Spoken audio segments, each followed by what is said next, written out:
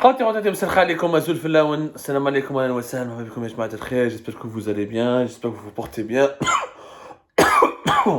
voilà dès que j'allais annoncer une bonne nouvelle j'ai toussé et ben aujourd'hui je vais parler d'une bonne nouvelle parce que franchement enfin une bonne mesure enfin le gouvernement algérien vient de prendre une bonne mesure à laquelle j'avais appelé pendant plusieurs années, une mesure qui concerne les logements secondaires inoccupés et vides en Algérie, alors qu'il y a une énorme crise de logement en Algérie, où le logement, devenir propriétaire ou locataire est très compliqué, notamment pour les familles modestes, pour les chômeurs, pour les gens qui n'ont pas un bon salaire, pour les jeunes couples, pour les jeunes étudiants, pour les personnes fragiles. Accéder au logement est très compliqué en Algérie, très très compliqué en Algérie, parce qu'il y a un phénomène, un fléau qui date depuis au moins 2008, ce qu'on appelle les résidences secondaires. ناس عندها des appartements vides يدوا لا ديال يغلق l'appartement تاعو، كاين عنده لوجمون سوسيال في ولايه وفي ولايه واحده اخرى، كاين عنده فيلا في الجي وفيلا في ازفون، كاين عنده فيلا في تيزي وزو وفيلا في وهران. Les logements secondaires, on estime que depuis 2016, ça a dépassé les 2 millions de logements vides. C'est-à-dire qu'il y a 2 millions de logements en Algérie, ça représente entre 25 à 30% du parc de logements en Algérie qui sont des résidences secondaires, majoritairement vides. يعني ماشي même pas كارينهم، يغلق دار يغلق l'appartement ويروح ويخلي alors qu'il y a une crise de logement كبيرة في الجزائر. Et bah heureusement cette fois-ci, c'est bon, depuis ce 22 janvier 2023, il y a donc le gouvernement algérien vient de prendre enfin une bonne mesure, un arrêté interministériel vient d'appliquer une taxe qui sera appliquée sur les résidences secondaires inoccupées. Ça vient d'être publié au journal officiel et c'est une très bonne nouvelle parce que ça va permettre aux propriétaires de ces logements inoccupés de les louer ou là de ramener des habitants, de les faire aptes, de les proposer à la location ou là de loger à l'intérieur de ces habitations des personnes, des Algériens et des Algériens qui n'ont pas de logement. Comme la crise du logement en Algérie, elle est immense. En dépit des millions on estime que pratiquement 4 millions de logements ont été réalisés durant la période, presque 4 millions de logements ont été réalisés durant la période de Bouteflika. Ça n'a pas suivi parce que nous sommes un pays où il y a beaucoup de croissance démographique, il y a une population jeune de plus en plus nombreuse, une forte demande sur le logement, beaucoup de jeunes se marient, beaucoup de divorces, des familles recomposées, etc. Il y a le logement, ça reste une grosse problématique dans notre pays. La famille algérienne qui se change, nous étions des familles nombreuses, on devient une famille nucléaire. Donc il y a des caractéristiques sociologiques et politiques et économiques qui font en sorte que la crise du logement a toujours perduré en Algérie. Heureusement, cette fois-ci, ils ont identifié une solution que nous avions proposée d'ailleurs, moi et d'autres journalistes, d'autres experts du secteur du mobilier ou là d'autres intellectuels ont toujours dit qu'il fallait taxer les logements, les résidences secondaires. Ça, franchement, il fallait le faire depuis longtemps et heureusement, je dis bien heureusement, qu'ils viennent de le faire. Franchement, c'était le bon moment.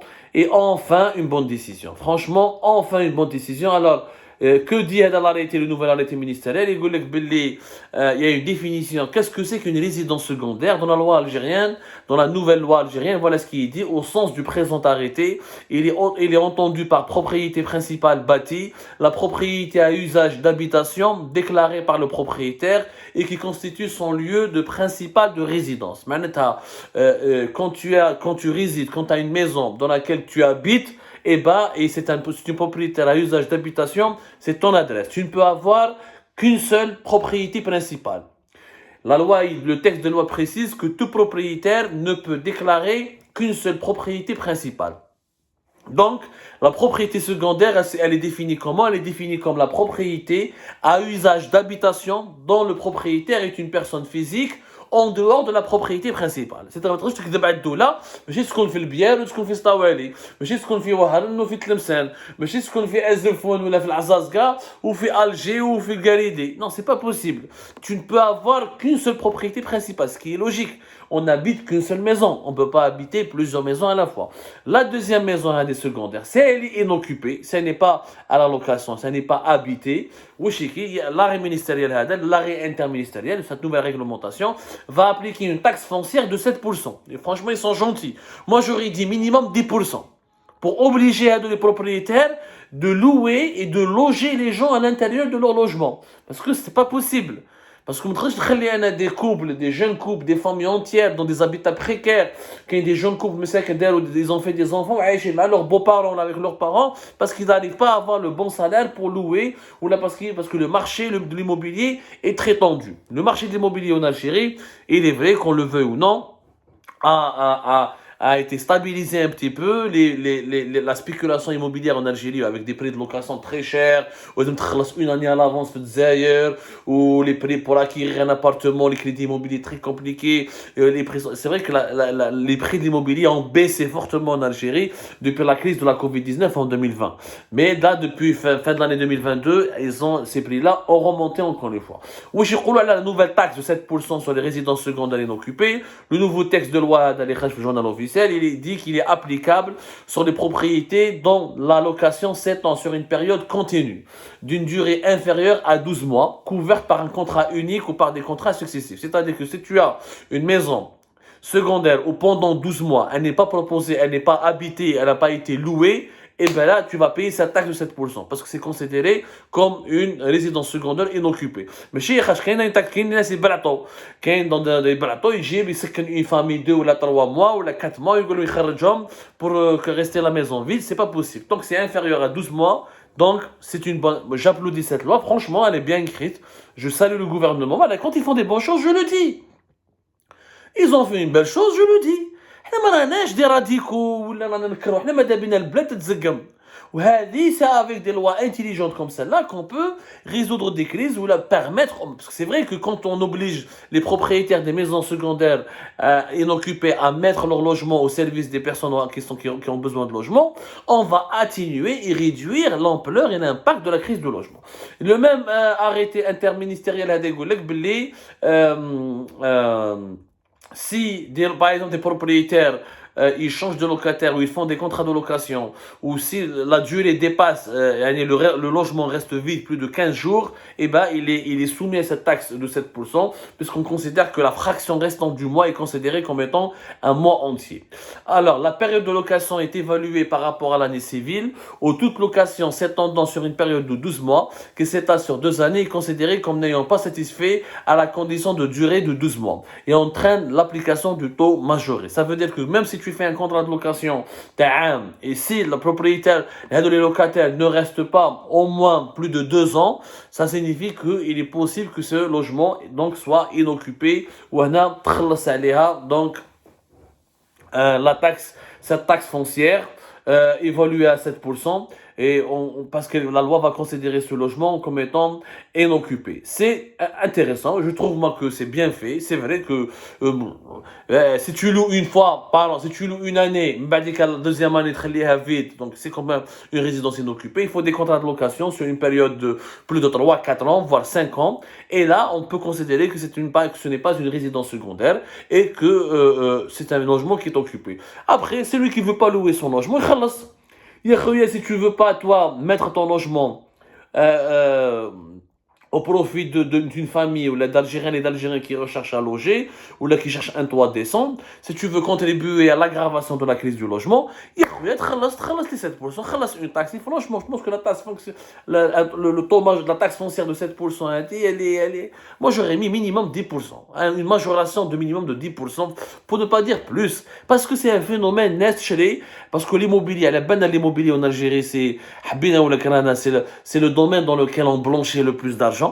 Les gens qui ne payent pas les impôts à l'informel, les commerçants à l'informel, ils blanchissent leur argent en achetant des appartements et des villas, ils deviennent des milliardaires en possédant un patrimoine immobilier important.